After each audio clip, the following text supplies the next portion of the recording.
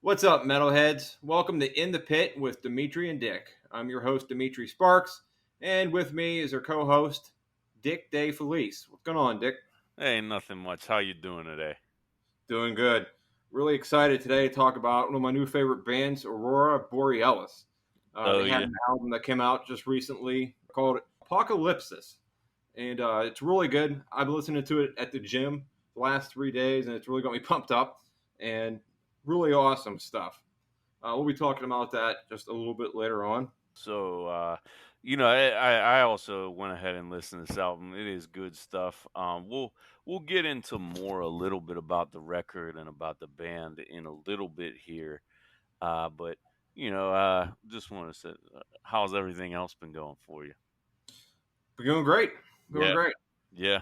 Um, yeah, not a whole lot of stuff. It's been no big events going on in my life right now, so it's everything's kind of calm, kind of cool. I mean, got the whole COVID thing, but aside for that, Yeah, well, with the shutdowns and different things and a lot of things being limited, I know that it is different now than it would be, under other circumstances because you have a lot less options of what you can or would be doing, right? yeah. I mean, the thing too, I always forget my mask everywhere I go, so I'm always Oh, running really? back into my car to get my mask. I'm just not used to it yet. Yeah, yeah. You I'm know, just I, used to just getting out of my car and just going right into the store, and I do that. And then sometimes it's weird because there's some places that will tell you, "Hey, you need to go back there and get your mask." Like at the grocery store, there's somebody they got like stationed at the door, and they tell you to go back and get it. But yeah, there's some places that just don't care. They're just like you come in there without the mask, or you put the mask down to your chin, and nobody cares. So it's weird. It's not consistent everywhere. well, would you say, are you pro or anti-mask in this, or am I baiting you into a whole discussion that you don't want to have right now? You know what? I wear the mask, because people say that it's good. I don't know. Like, I'm not a scientist. I don't know if it's helping or not. It seems like if you're a small virus molecule, you could get through the mask. Like, it's not like your face is sealed all the way shut, right? There's little Mm-hmm. holes and little gaps in the mask that Mm-hmm. the corona could get into. Mm-hmm. You don't want the corona in there, but there's the gaps. Unless you get those. I forget what they're called. They're the ones where you can't really breathe in them. They're the real thick ones. You talking about KN95s? Yes, that's what Yeah. I'm talking about. I keep forgetting the letters and numbers associated with that. But Well, I mean, I have some of them. You know, I don't. They're not foolproof. They are better. oh, The for big, sure. the big problem I have, and I don't know, it's probably because I have big ears, but the mask strings, they're always pulling hard on my Oh ears. yeah. And, with my job when I'm at work, I have to wear it the whole time I'm at work, unless maybe like I'm in my office and there's nobody around or nobody in there. So it's pretty much one of those things where I'll have it on, the whole time I'm at my job. So I got to find ones that I can actually deal with. But the good thing is that my employer has actually given us ones to wear. So, you know, they're getting better about getting ones that you can keep on the whole day. So that's been a plus though of it. But that's really my only beef with it. Honestly, I feel like if it does slow down the spread and things like that, I'm all for it. I'm not gonna be one of those anti-maskers that say they're taking away our dingle dangle freedoms and all that, because I think that's kind of ridiculous. The reasoning people have for that. But I guess we could get into it here. There's all kinds of crazy theories about why things are what they are and all that. And I know we were talking about maybe visiting some of those particular theories that are out there, right? Yeah. One quick question though: Do you wear the mask in the shitter? Well, are you, Because uh, technically, you're not 6 foot away. If you're in a stall and there's like some other guy in the stall, you're mhm. not really 6 feet away, but there is like a wall. But is that wall really doing anything? Well, I guess it would depend on what your definition of any of that would be. Like, are you saying if I'm in? What are you trying to say? Does the wall block the transmission?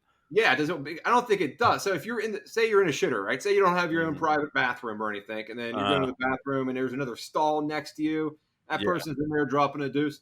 Do you keep the mask on in the bathroom, or do you take it off once you get in there? Again, I would think it would be a judgment call depending on what. I think let's be honest, and I know there's supposed to be a lot of stepping up of cleaning procedures, but if we're talking about public bathrooms, I don't really know how clean any of them are, and No, probably you're breathing in all kinds of things in there that you know were w- were left over by whoever the previous inhabitant was. But at the same time, I guess my thing would be if I'm in a public place and I already have it on, why of any place, why would I pull it down when I'm taking a shit? If yeah, I anything, guess that means I'm gonna just be smelling all the stuff that's in a public bathroom at that point. that's true. So Sometimes you need, yeah. I guess that's not the place to take a breather, right? Like if you need yeah, to take a break, if you don't have enough breath, maybe take a step outside, take it off. But I don't know. I think some people do that. People get in there, and take it off, and you're really not 6 feet away from the stalls. But I leave it on anyways. I even sometimes forget I'm in the car, and I'm like, you always see people in the car, and you're like, oh, look at that dumbass. That's usually me because like I forget about it, so I just keep wearing. I'm like, oh yeah, that's right. I don't need to wear this in the car. Like once I I put it on, I think I can't take it off for a while, and well, I'm just I do that same thing too, though, because I mean, I got so used to it being on like the whole time I was at work that I end up getting in my car, and it's not like I'm gonna take it off and carry it to my car, so it's gonna stay on, and then I'm gonna be driving around with it on, and people probably are looking at me like, we know you're the only one in the car. look You're at not, that jack off yeah, wearing a mask in the car. There's nobody even in there. you're not spreading any germs. That no, but I mean, still, it's one of those things. Especially if I'm going to be getting out of the car in 5 minutes and going into the store. What's really the difference? I'm not, Right. and my car smells bad as it is, anyways. So it's probably saving me some of that. You know. It's filled with farts, man. You Yeah, have to open the windows, man. You can't have the AC on all the time. You got to roll down the windows and let it air out. farts, talkie dust. Talkie dust farts.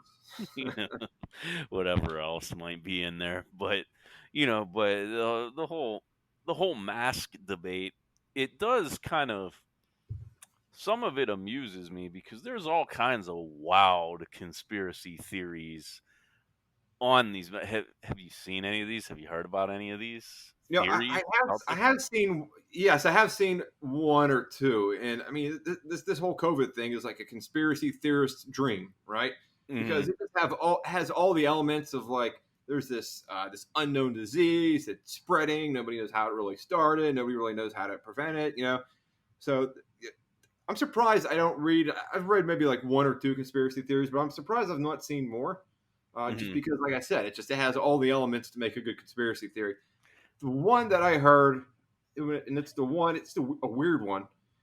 It's the one with Bill Gates. So it's so it's so Which well, let ridiculous. me let me let me ask you which one because there's multiple of those. So the Okay, one elaborate here because it could be any of the ones I've seen. this specific conspiracy theory is we know Bill Gates now. He's like big on vaccines. He wants to vaccinate the world. Mm, They're tying the whole coronavirus vaccine to Bill Gates. Like he's going to come out with this vaccine, and when he comes out with the vaccine, he's going to inject it into people, and there's like little microchips in the mm. vaccine that's going to go into everybody, and then he'll be able to control everybody because they have microchips in it. He's going to control them through 5G. Yeah, I saw that one. I 5G. saw I that don't one. know why. I guess to control a human being, 4G is not fast enough, right? You need a better carrier or you need a faster service. So you need Well, 5G. let me ask you this though: does it depend on who your wireless carrier would be at that point? Like if you Yeah, have I guess one of if Verizon. Yeah, Verizon. You really get Bill Gates really gets a hold on you and starts manipulating you faster than yeah. if you would have Sprint. Uh, Yeah, or maybe one of the like real bottom barrel ones. Like, is Cricket still yeah, around? Cricket, Cricket was always T-Mobile. yeah. If you have T-Mobile, you're probably okay.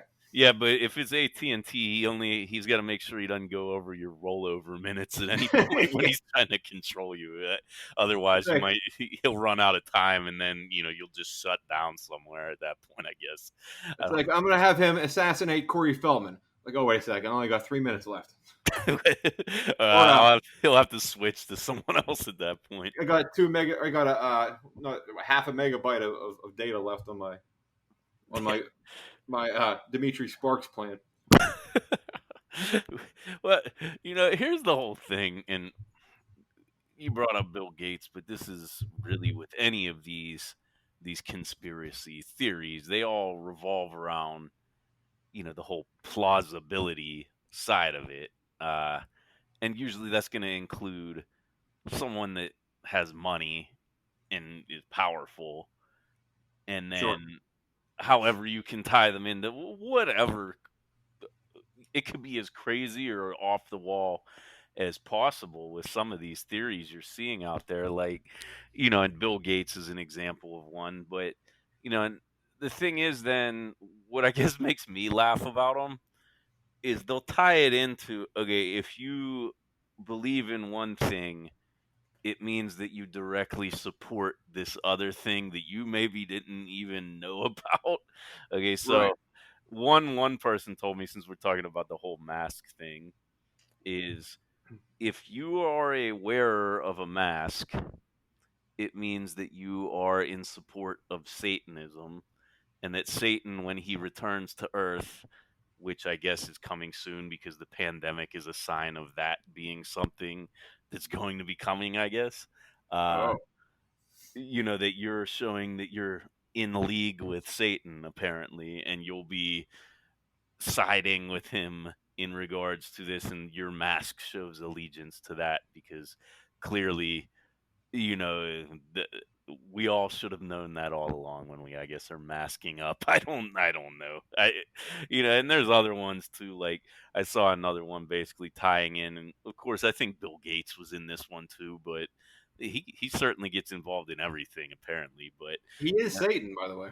this, well, this one had to do with, okay, so public schools requiring students to wear masks, or just to make it easier for, I don't know, I'm sure Bill Gates' name was in there, but the Clintons, let's see who else they could throw in there. Probably Beyonce and Jay-Z and their whole human trafficking network that revolves around, public school children wearing masks, and probably something about pizza restaurants and all that. I don't know. It all gets tied in Sure, there, but Geico it always, commercial. yeah, it always makes me laugh though, because it'll be like, so you support mask wearing, so that means you must support human trafficking. It's like, well, how do you know I wear it because I don't want to breathe all over people in case I might be sick? Like, That's it's a big funny to me. leap, right? It's like Yeah. protecting myself from getting a widespread virus and human trafficking. Yeah.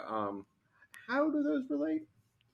But but I guess what makes me even laugh more about these things, okay, I'm sure there's things going on behind the scenes, right?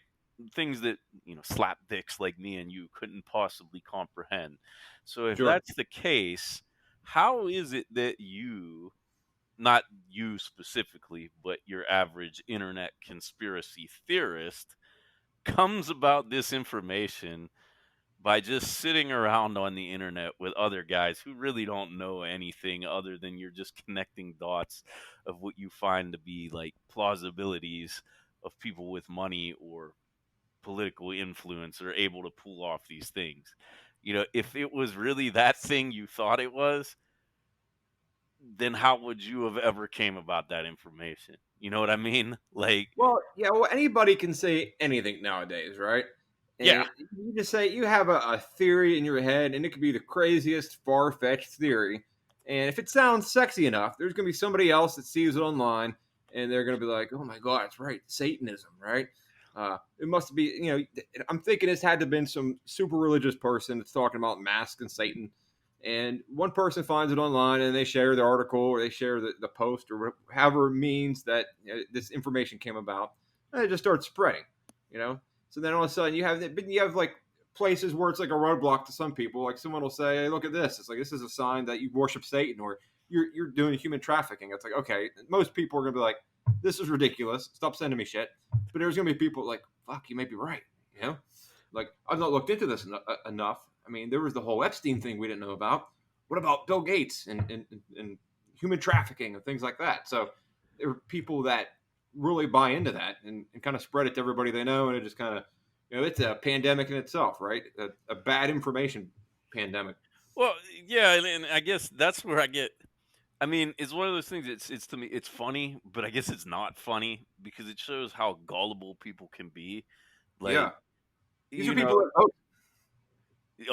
you know, like, well, and that's the thing though, because me and another buddy, we said, we could just go and find small little internet forums with these little tiny followings of these theories, and we could just start typing whatever we want as long as Right. it fits those things. A wealthier, powerful person, something we know that will get their feathers ruffled about this, like generally going to be something either religious or moral, and then just start going at it and typing whatever we want, and they're going to go spread whatever theory we make up. But my thing is, you know, that being said, if you're the guy really trying to look for all these theories, how do you know these aren't the things being spread by people just to keep you distracted from real things you maybe should be concentrating on? You know what I mean? Like, that's what makes me laugh about it is you get so worked up about these oddball conspiracy theories that you're not even looking at the things right in front of your face that really probably do matter. You know what I mean? So Well, I that's think for most people, it's like, and I don't know, because I don't really I like conspiracy theories. Like, I like people's crazy thoughts hmm on a lot of them, but people who get really sucked into it, and or just like you talk to them, and it's like, even if you have some facts that are against what they're saying, they just don't want to listen to it. They're just like, no, this is right. This is what's going on, and they, I think for them, it's almost like an escape, right? So hmm instead of watching movies, playing video games, things like that, they spend hours online finding other people who also believe in this theory that they believe in. Oh yeah, definitely. Yeah. And And, information travels so fast. Like even when I was even before internet, like I always remember there was this like these kids would be like, "Hey, put your hand in front of your face, and if your hand's bigger than your face, you have AIDS." And it's like, "Oh, okay." And you got to do that, and they take your hand and they just like shove it into your face. And I grew up in Pennsylvania, and I've talked to other people that I've met, in other states, and who went to school in different places, and they've all like heard of that. yeah, Like yeah. there's tons of things like that that everyone across. This was pre-internet, so there was hmm like, how did everybody know about all this across the entire U.S. And now you have the internet, so like you said, all it takes is just a message board post, and it spreads just like that. Oh yeah, and the thing is, like, it's the whole thing, the telephone game thing. Well, they start really spreading it and adding all kinds of other stuff onto it by one sentence. Well, it becomes this thing that's even crazier than the crazy idea it really started at. And that's where I guess it's just funny. It's an information age, but it's a misinformation age at the same time. Yeah, You could be using the internet to look up a lot of stuff, but a lot of the times the stuff you're looking up, you could say whatever you want. There's no site, like, there's no source checking with a lot of these things. no, And it's what makes it interesting, but it also makes it, I guess, kind of, you know, I don't know, it it's it's kind of like, I don't know. People should be getting smarter. I don't want to say they're getting dumber. They're just getting more distracted, I think, is what the right way to look at that is. I don't know. You I think people, like I know myself, I'm kind of confused on what is real and what's not real, because know. a long time ago, you had like one source. It was the news, right? My dad would constantly watch the news at night, and that was like the source, either that or like the newspaper. But now Mm-hmm. you have so many outlets for the news. Just Facebook alone. I mean, you could go and follow different news sources and different social media news platforms, and they're all saying something different, and it gets really confusing. Okay, so people call this, fake news, but what is there like a source that's like without a doubt these people were doing all the research, they're digging up all the facts before they deliver it to you in some type of message, right? Mm-hmm. I don't think everybody has all the facts. Like Yeah. news reporting, you hear like a news report, and it's usually something that happened that day, Yeah. right? Like you watch on the news, like, oh, this thing happened and blah blah blah was to blame for it, and there's no way you could possibly have all the facts because you were there for maybe like 2 hours. Like, how can you possibly know everything that's going on? So Mm-hmm. you have maybe some of the facts, but And that's the thing. Like, you don't really know exactly, like, are these facts right? I mean, do they really have time to fact check them before they post it out on the news or post it out Mm-hmm. on other social media platforms? So I think it's confusing for people. So Yeah. people just decide to believe what they want to believe, right? They believe the whole Bill Gates thing and people in power or human trafficking. And, I mean, why not? It could be real, right? We never thought this whole COVID thing would be real just a year ago, you know? Yeah. No, and that's. I mean, I think that's where a lot of it comes into. It it is what it is, and you're right though, because I mean, a lot of the times the news will do what it does. It takes stories, it runs them before it really knows if the information's accurate, and then it ends up being whatever ends up coming out of what they ran first.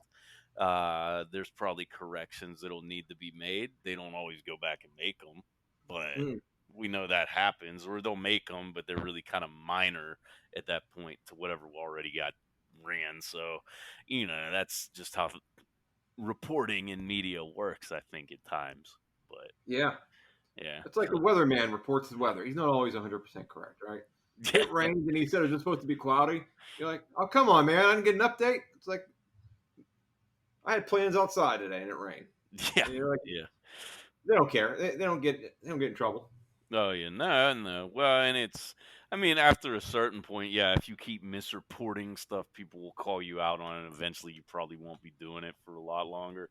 But at the same time, that's the thing. Like, a lot of people are going to find their information from sources they want to believe. So you'll maybe get a job somewhere. It just might be a different one as far as who you're talking to, because you can spin it to whoever you want your target audience to be. You know what I mean? Right. So. Did you ever have the kid in school that would just constantly lie about everything? Oh Like, yeah. even if you caught him up on the lies, like, lying was his way of life. He Mhm, didn't know anything else. He had to tell these lies. Like, I mhm. had a friend that would be like, "Oh yeah, my aunt's buying me a Lamborghini for my birthday." I was like, "What?" Like, Yeah. your aunt's buying you a freaking Lamborghini? Like, is that even? Can you even have one here in this state? And then they'd keep that up and until like it was actually his birthday, and it was like, "Where's your Lamborghini?" And it was like, "Oh, she bought me a Lamborghini model car to work on, not an actual car." I was like, "What?" He'd just say shit like that all the time, I always but he I was like I constantly lying about everything. I like that. I like that, or I like the ones that no matter what it is you did, it always is a one up on it. So like, Yeah. you'll get the I was on a 50-foot boat last week. Well, I was on a 60-foot one, so that's pretty good though. Like they always throw it in there. I like that. Too. Like whatever you did, yeah, that was good, but I did this, and it's a little bit better than what you did, just enough. Like those are always funny too.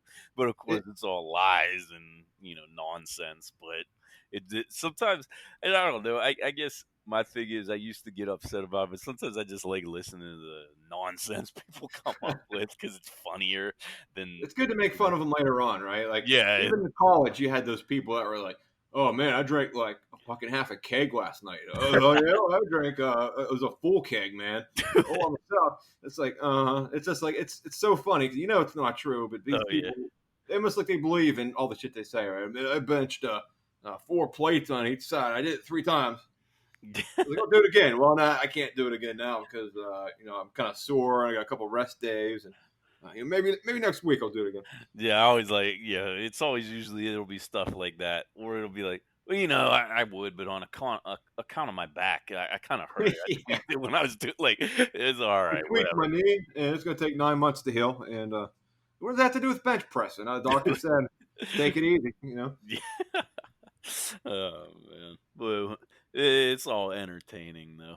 But while we're talking entertaining, we could bring it back to maybe something entertaining that's not all just a bunch of bullshit here. With this record here, I know we both said we did like this, but did you do a lot of research on the band? Did you dig Yeah, in a little? yeah, I did do some research on the band, and they've been around for a while. I don't know how I've never heard of them. Mm-hmm. Uh, they're a three-piece band. They were formed in Maryland, Mm-hmm. black metal style. Mm-hmm. They started back in 1994. So they've been at this for a while. It's back when they started. Their very first EP dropped in 1996. Um, and they had the album we're going to review is Apocalypsis. And this is like their seventh LP. So they've been around for a while. They made a lot of music. Mm-hmm. Yeah, that's. I was actually surprised when I started digging into this a little, uh, because kind of the way I found out about this band was just, you go on Instagram and sometimes you just start following stuff to do it, because you just see it pop up and you're like, whatever, I'll follow it and I'll go listen to their music later. But hearing the music, the album, the Apocalypsis one that we are reviewing here, I wouldn't have thought this was a band that was around since '94 because of how this record sounds. Very modern sound to it, as far as black metal or death metal with some thrash influence to it too. But yeah, like you, I kind of was surprised I never heard of this band earlier. Because the style is one that it seems like I would have came across it at some point, and also just the amount of stuff they do have out already was something that was a little bit when I went in and dug in, and also too them being from Maryland, it really isn't that far from like the areas we're from up in the Northeast. That maybe it Right. would have seemed like this would have been a band playing like local shows and stuff, and maybe they were. It just maybe is one I never came across up there when I was going to a lot of shows. So it's interesting though that I've never heard of this one. But Sometimes you have those bands that like kind of like fall through the cracks, right? Like mhm, it's one of those things where like you hear about it later on in life, and then it's like, oh my god, it's like these guys are great. How come? How did I not? How have I not heard this band before? And it's just like one you missed. Like I've yeah, done that with movies too. Like I didn't watch Kill Bill until like 2011, I think, or 2012, and the movie's been around for a long time. And it was an amazing movie, and I was like, how in the hell did I miss this? yeah, This is such a great movie. It just yeah, happens sometimes, right? So maybe that's what happened. Maybe we just this band toured around the area and we kind of missed them. yeah, Uh, yeah, I look forward to seeing them whenever this whole COVID thing is over. Seeing them live. I think they put on a really good live show. yeah, yeah. Really good mosh pit action. Really fast, really heavy. Oh yeah. Now I guess and this would be the one thing here. Overall, your thoughts on the record? Was there anything sound wise or anything that you thought like maybe what you would kind of like in this band to for people that have never heard of Aurora Borealis? Aurora Borealis has a really fast like double bass. If you love double kick bass, you hear a lot of that all throughout the album, and it's phenomenal. Like the drummer is really amazing, and I think this is like their second, third drummer, I believe. I think their last drummer they got was 2011. One of the original founders of the band was a drummer. He's no longer there, but the drumming is amazing in this whole album. I think is really good. Hmm. So that's one of the highlights for me. Is I really love the double bass, really fast power chords and things like that. I find this album. I like the alien apocalyptic theme. I've always been a huge fan of like this type of stuff. Like aliens. I used to watch Ancient Aliens all the time. When I was a kid, I used to watch Sightings. I don't know if Hmm. you remember that show Sightings about aliens. Yeah, yeah, yeah, Great show, right? So I've always kind of liked the whole alien theme. The whole album is really really good. It's consistently good. Like there's a lot of albums you listen to, and there's like a song that comes up, and you're like, nah, not this song, and you forward through it. I didn't find myself doing that at all throughout this album. hmm I found like every song on here was a good song that I enjoyed listening to. yeah, On the other hand, there was no song that was on a level way higher than any other song, right? hmm Like like that's where the consistency is. Like everything's really good, but nothing was just like crazy phenomenal. You know, yeah, yeah, I think the best song on here. There's two of them I really like. The Great Expanses one, and I like Apocalypsis too. yeah. But Magor Missabib, I think it's how you pronounce it. Magor Missabib. Hmm. It's track number 7. It is probably one of my favorite songs, just because of how the play style just kind of changes up quite a bit. You got a couple, you got a couple points in there where there's like kind of like a little bit of like a breakdown, and the vocals are really good.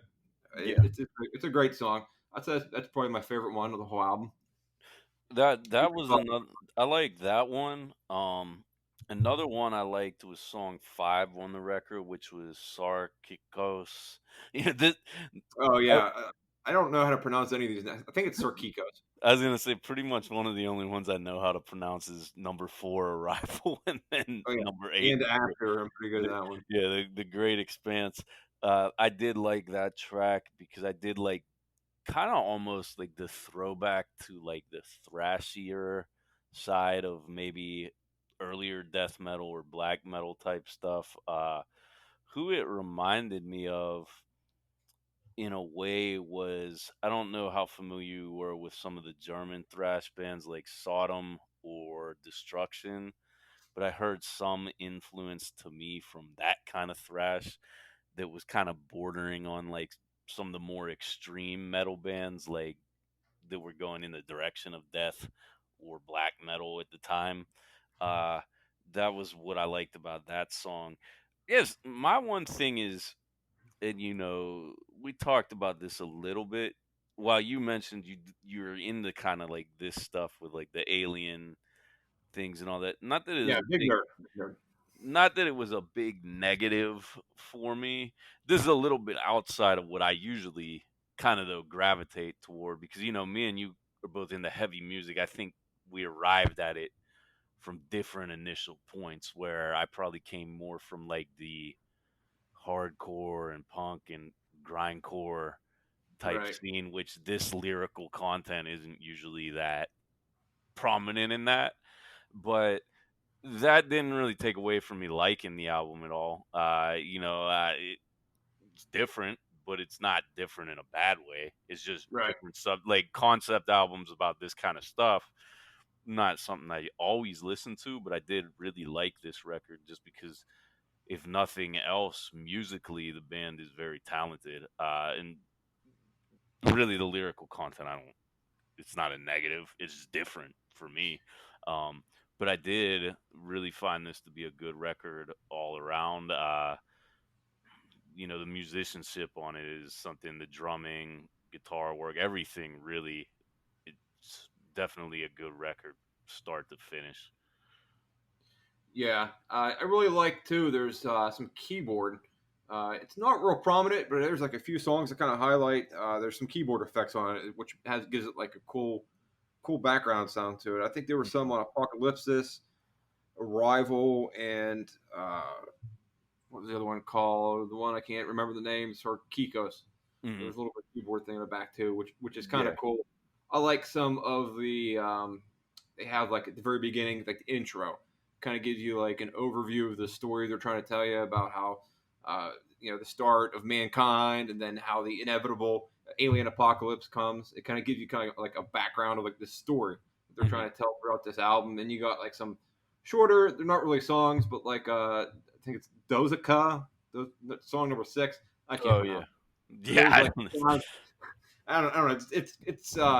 It's like alien sounds or something. It's like really kind of hard to hear. It's just like kind of really creepy sounds, which is kind of cool. Gives it like a nice gives the album like a nice vibe, right? Like the whole Hmm. concept album thing, and it kind of ties everything together with the theme of the album.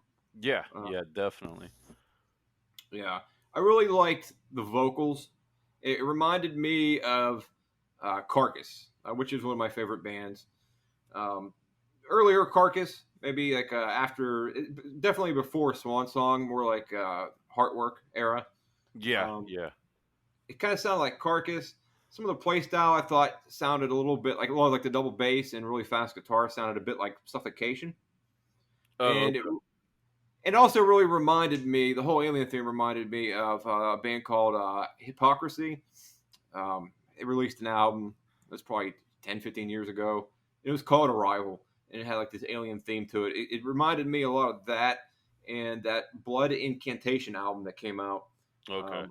earlier this year that has like an alien theme to it. So, um, yeah, it's really cool. I really liked it. Like I said, the last 3 days at the gym, it really got me pumped up, and Hmm. it's really cool. It's really fun. I like the whole alien theme. Yeah. Yeah. Definitely. I mean, like I said, I thought good record. I think really this one, as opposed to the last couple things that we reviewed, which were kind of more niche type genre stuff, would have a little less appeal. This one I think would definitely reach a wider audience because this isn't really one one kind of directional, like, when you're reviewing grindcore or power violence bands, that's going to be something that a lot of people are either going to say take it or leave it, but I'm not really Sure. going to say it as wide appeal. Whereas this one, I think for a lot of people, even people that are into like older thrash bands, would like this. I feel like, because of the sound of it. The vocal style wasn't ever. It's extreme, but it's not over the top guttural or shrieky type vocals, which a lot of people don't always like. But I think with this type of record, you would have a little bit wider of an appeal to the way this sounds, because it's not the point where it's overly abrasive or offensive to what your average fan would maybe be into, you know. Yeah, that's a really good point, Dick. I felt the same. With grindcore, there is you have maybe like a smaller audience of people that like that, and a Hmm. lot of times the songs are really short. Well, sometimes people don't like that. Where the title of the song has really nothing to do with what the song is. So you have that whole element. But with this album here, I mean, if you like metal, you'll like this. Like, there's Yeah. not really a whole lot not to like about it, Yeah. unless you're just really despised by aliens. Would be the only thing I guess. Yeah, I mean, I guess if you maybe if you were like abducted and probed or something at some point, or you were you were you were experimenting. Yeah, you would want nothing to do with this if you have bad experiences with aliens, or maybe you're horrified of movies that deal with aliens, or but then again, maybe you would like it for that fact that you're one of those conspiracy theorists that everything's because those damn good for nothing aliens, right? No. The guy from Ancient Aliens, that George Sucralose. You ever see that guy with the crazy hair? Yeah, You yeah, always see those memes where like, dude, it must be aliens. I feel yeah, like he would like this album. yeah. Or Well, any let's play. oh, go ahead. I was gonna play one of the songs on here, Okay. uh, or at least a piece of it, because they're a lot longer than grindcore is. So I was gonna play my favorite one on here, Magor Miss Abib. I hope I'm saying that right. Uh, well, 1 second. Let me bring it up real quick and see if I can turn the volume up a bit.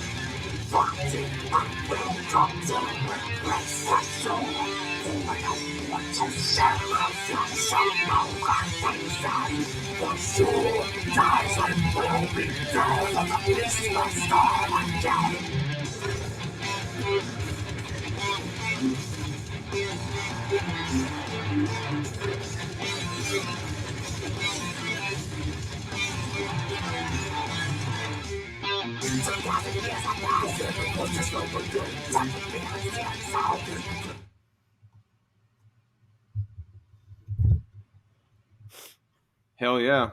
Yeah, no, definitely. So, I you know, hated you I hated hitting stop on it. I just wanted to keep listening to it. That's a great song. I like it. yeah, definitely. I know because I listened to this record a couple times when I was in my car though, and this song came on probably the second time through when I was listening to the record. This is really, I felt like one of the highlights of it. Um, what I would say is anyone who's interested in learning more about this band, a couple places you could go. They have their website, auroraborealis.org. You could also check them out on Bandcamp. They're on there. Also, they're on Spotify. You had told me, correct? You said all their Yes. albums were also Yeah. available on Spotify. Yes. Okay. So, yeah, definitely. if you're looking more into them, you could also follow the band if you want to follow them on social media. They are on Instagram, so you could look for them on there too. Uh, but yeah, definitely if you're looking for more on this band, they're out there, and they got a lot out there. They got, what is it, 8 albums, 7 LPs. Yeah, it's 7 LPs, and they got their EP. Okay. Yeah, you can find all those on Spotify and also on Bandcamp too. I believe they got some music on sale and some T-shirts Okay. Cool. of them as well. So yeah, check those out definitely. All right. And what I wanted to say too, we're always looking for more bands to review. So if you are a band where you can get in touch with us, if you're interested in having us review your album, you can follow us on Instagram. It's itp.dimitri.and.dick, and you can find us on there. Awesome. All right. Well, anything else? Any last minute conspiracies you want to throw out, or Moon landing, man.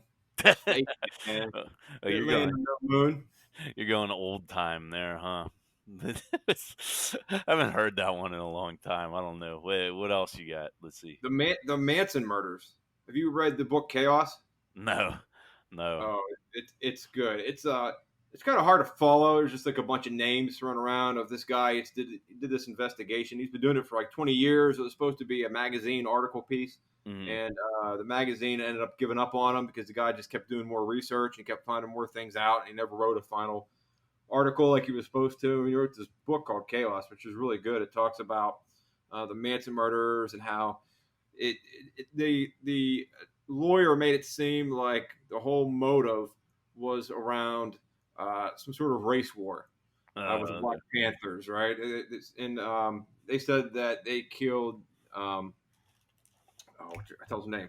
Um, Sharon Tate. They killed Sharon Tate because there was a record producer that used to live there and wouldn't record Manson's album because Mm. Manson played music, and so that he killed Sharon Tate and all of her friends for his followers killed Sharon Tate and all of her friends. Send a message to Terry Melcher, which was the guy who was the record producer Mm. that used to live in a house. That was kind of, if you've ever read Helter Skelter or seen any movies or documentaries, that was the whole motive for that. But this guy is saying that he found all kind of different things, like Charles Manson was going to this free clinic in Haight Ashbury, and there was like known evidence of people doing like experiments with LSD and like mind control and things like that. And they're thinking that Charles Manson was like this CIA agent, Oh, and really? he'd keep going to jail. Like he found all these reports where he'd get busted on things like stolen cars and things like that, and then they'd let him right back out of jail. Like they wouldn't keep him. Like there were things where he violated parole and they couldn't keep him in prison. Mm. And it's not really a conspiracy because this is just facts, right? The author doesn't really go into what he thinks really happened. Hmm. He's just kind of explaining, there was more details. They missed a lot of details. There's things that don't add up to the motive. It's like there's a lot more involved. You probably won't know everything because a lot of those people, around then are dead now, and a lot of Yeah, people were. yeah. If they were the CIA, there's not any evidence of it, and there's a lot of people that just didn't want to talk. It's pretty interesting. I might Um, have to check it out. I don't know. yeah, the audio book is what I listened to. All right. It was good. So, yeah. Yeah. Other than that, it's the only conspiracy theories that I've heard as of recently. Yeah. Yeah. I don't know. Like I said, I think I've had enough for tonight of conspiracies. So I don't know. Right. Unless you got any more you want to throw out there, I don't know. I Think. don't. I'm fresh out of conspiracies. Yeah, me too. I don't know. I'll have to get online and then read some more. I'm sure if I Yeah. go on social media, someone's posting one as we speak. Dick, So, you better have 10 more conspiracies for the next episode, okay? oh man, you know me. I'm always trying to crack cases here, right? So, And you have to put them in order of, um, how preposterous they are, or yeah, oh, like yeah. how ridiculous they are, right? I'll just start typing and make up all kinds of stuff for next time. You can link all kinds of stuff together if you really try hard enough to think about it, right? Yeah, there's a guy online saying Lucky Charms is really crack. Takis cut the roof of your mouth, and so does Captain Crunch. There, that's Oh your yeah, conspiracy. So, all you eat talkies, and Donald Trump can control your mind. right. It's planted by the government. Through the lesions they leave on the roof of your mouth. There Right. you go. That's about as plausible as anything. So, Oh, I like that conspiracy theory. I think that one may be true. alright, so we're gonna end with that one for tonight. Yeah, that's good. All right, all All right, right. metalheads. Till next time. Have a good one. Take it easy.